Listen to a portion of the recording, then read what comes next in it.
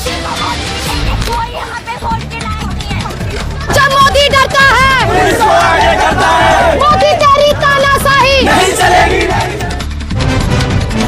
इस वक्त हम विधायक अमिताभ वाजपेयी जी के घर पे हैं, जिनको पुलिस द्वारा हाउस अरेस्ट कर लिया गया था।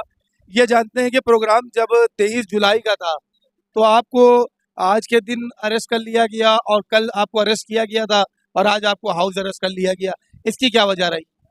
ये तय मानिए कि सरकार डर गई है। ये सरकार जानती है कि वो गलत है, छात्रों की मांगे जायज है और अपने अहंकार की वजह से सरकार मान नहीं पा रही। ये जो हाउस अरेस्टिंग और जगह जगह नजरबंदी, आज की तारीख में तो कानपुर शहर में कॉल हमने दी थी और पुराने छात्र नेताओं को दी थी। ये कॉल हमने जो छात्र नेता पुराने हैं वो अपने नए छात्र आंदोलन को समर्थन देने के लिए बुलाया था, लेकिन पुलिस इतना डर गई, उसने सभी समाजवादी पार्टी के लोग, कांग्रेस पार्टी के लोग, आम आदमी पार्टी के लोग, कम्युनिस्ट पार्टी के लोगों का घर घेर लिया। आपके साथ जो लोग कल गए थे जहाँ पे आपको गिरफ्तार किया गया था फूलबाग में, आज उनके घरों के बाहर भी लोगों का अरेस्ट कर लिया गया है, हाउस अरेस्ट कर लिया गया है।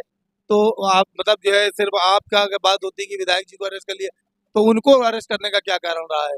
क्या आपके बिना भी वो प्रोटेस्ट कर सकते थे? इन्होंने आंदोलन को तितर बितर करने की कोशिश करी है। जो पहले से चिन्हित नेता कार्यकर्ता साथी हैं हम लोगों के, उनको तो परसों से ही डिटेन कर रखा है।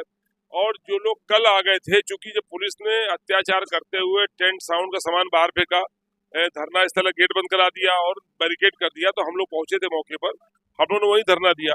गिरफ्तारी हुई, नाम नोट हुए, नाम तो नोट करे जाते हैं चालानी रिपोर्ट काटने के लिए, जेल भेजने के लिए, और हम लोगों ने कहा भी कि हम लोगों को जेल भेज दो, लेकिन पुलिस ने उसी चालानी रिपोर्ट के आधार पर जो भी लोग गए थे कल, सबके घरों पे, चाहे वो ग्रामीण क्षेत्र के हों चाहे वो शहरी क्षेत्र के हों, सबके घरों फोर्स भेज के सबको डिटेन किया। ये हमारे आंदोलन की सफलता का परिचायक है कि हमारा। ये बताइए कि जिस तरह से जंतर मंतर पर हमें प्रोटेस्ट देखने को मिल रहा है और पुलिस ने छात्रों पर लाठी चार्ज करी है, तो कानपुर में भी अगर मान लीजिए प्रदर्शन किया जाता और लाठी चार्ज किया हो जाती है, तो उसमें सपा नेताओं का, जैसे हसन रूमी जी है, आप है, इरफान सोलंकी जी, तो इस वक्त जो है जंतर मंतर पे है, तो उसमें क्या स्टैंड लेगी सपा वार्ड? देखिए, हम लोगों ने कॉल दी थी, जब कॉल दी है तो उसके परिणामों की परवाह नहीं करते।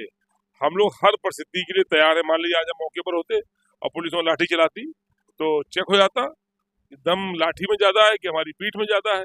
हम लोग हर परिस्थिति के लिए तैयार होकर राजनीति के क्षेत्र में निकले हैं और जब आंदोलन की कॉल देते हैं तो उसके परिणामों की भी परवाह नहीं करते, अपने लक्ष्य की परवाह करते हैं। सरकार कह रही है जो प्रोटेस्ट है ये सरकार को बदनाम करने के लिए, या सरकार को धर्मेंद्र प्रधान का जो इस्तीफा है ये एक सोची समझी साजिश है जो कांग्रेस और सपा मिलकर कर रही है। इस बात में कितनी सच्चाई? नहीं, ये सरकार बदनाम नहीं हो सकती, इसलिए नहीं हो सकती कि जिसने जो चढ़ावा चोरी और चंदा चोरी पकड़े जाने के बाद बदनाम नहीं हुई, जो सारे प्रोजेक्ट अडानी को बेचने के बाद बदनाम नहीं हुई, जो किसानों के आंदोलन पे पीछे हटने के बाद बदनाम नहीं हुई, जो पेट्रोल में इथेनॉल मिलाने के बाद बदनाम नहीं हुई, सरकार बदनाम कैसे हो सकती है? केवल पेपर लीक बदनाम हो जाए? जिसका नाम होता है वो बदनाम होता है।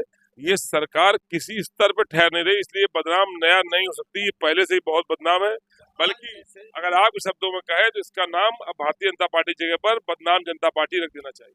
अच्छा, जिस तरह से जो है प्रोटेस्ट जगह जगह देखने को मिल रहा है, जिस तरह से जंतर मंतर पर प्रोटेस्ट हुआ, कल 23 जुलाई है, कल 22 जुलाई को बिहार के पटना में प्रोटेस्ट हुआ, वहां पे जिस तरह की घटनाएं सामने आ रही कि पुलिस प्रशासन की गाड़ियां तोड़ी जा रही हैं छात्रों के द्वारा, वहां पे देखने को मिल रहा है कि सिटी मजिस्ट्रेट की जो गाड़ी है उसको छात्रों ने तोड़ दिया है, बैरिकेटिंग लेके चले गए हैं। तो उस प्रोटेस्ट में आप क्या कहना चाहेंगे कि जो प्रदर्शनकारी हैं उनको अपना प्रोटेस्ट किस तरह से करना चाहिए? नहीं, प्रोटेस्ट हमेशा शांतिपूर्ण होना चाहिए। गांधी जी ने रास्ता दिखाया, उस पर चल करके होना चाहिए। अब हो सकता है कुछ नरम दल कुछ गरम दल, अब कौन बीच में आ गया हो, प्रोटेस्ट की कॉल किसने दी, किन परिस्थितियों में वहां पे झड़प हुई, क्या परिस्थितियां, इसके बारे में चूंकि हमें ठीक से नहीं पता कि बिहार में क्या हो, लेकिन हम लोग का स्पष्ट मानना है कि प्रोटेस्ट कोई हो हमेशा जो चल रहे हैं, जैसे कानपुर में भी, जैसे कानपुर में प्रोटेस्ट चल रहे हैं, दिल्ली जंतर मंतर पे चल रहे हैं, तो सरकार का कहना है कि ये कहीं से इसकी फंडिंग हो रही है, चाइना या पाकिस्तान द्वारा इसकी फंडिंग की जा रही है। इसके बाद मतलब ये एक बात आप इसको किस तरह से देखें? ये सब बदनाम करने की साजिशें कोई नई नहीं है। एनआरसी का आंदोलन हुआ था, उसकी फंडिंग बता दी थी, फिर वो किसानों का आंदोलन हुआ, उसकी फंडिंग बता दी, इसकी फंडिंग बता दी।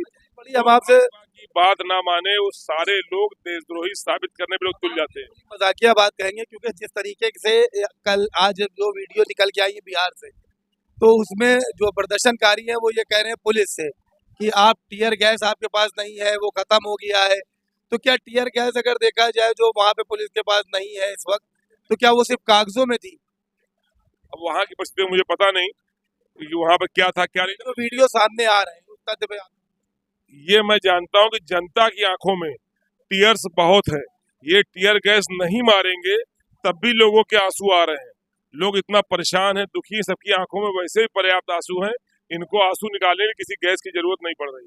अच्छा, ये जो प्रदर्शन आपका आज हाउस अरेस्ट रोक लिया है, आपको हाउस अरेस्ट कर लिया, आपके साथियों को हाउस अरेस्ट कर लिया, तो अब आगे क्या क्या निर्णय लिया आपने कि आगे किस तरह से प्रोटेस्ट में जाएंगे, जारी रहेगा या फिर जो है प्रोटेस्ट यहीं से बंद हो जाए? बंद तो कोई चीज होती नहीं। ये अभी हमारा प्रोटेस्ट कल 24 तारीख दोपहर 12 बजे तक का घोषित है, अभी हम लोग कर रहे हैं।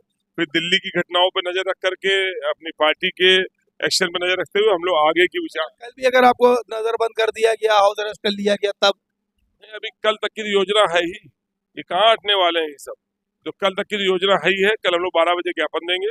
इस बीच में अगर मौका पा गए तो हम निकल जाएंगे।